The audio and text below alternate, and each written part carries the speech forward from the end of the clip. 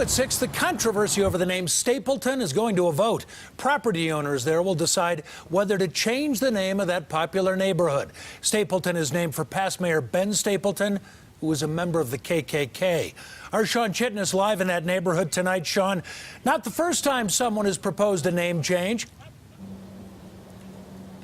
Yeah, Jim, and we have seen some changes just recently with a school in the area changing their name, as well as one of the local foundations. But for the association that manages Stapleton and represents all of these property owners to change its documents, that would be a major step forward in renaming this neighborhood.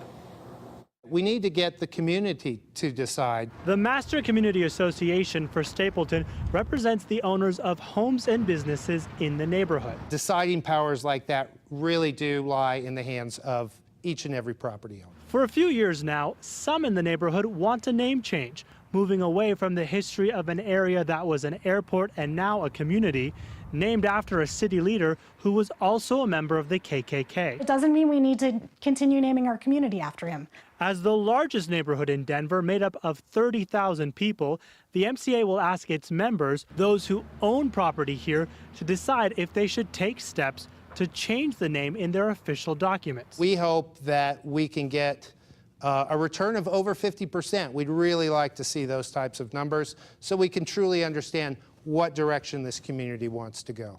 There are concerns about leaving out renters and not including enough people most concerned about the name. People of color in the community do not make up a majority of the community, and yet they are the ones who feel the harm the most. The next step would be determining what name to replace Stapleton with, just one of many in a long process some say is worth the effort. It gives folks who live in the community power to determine the future of their community.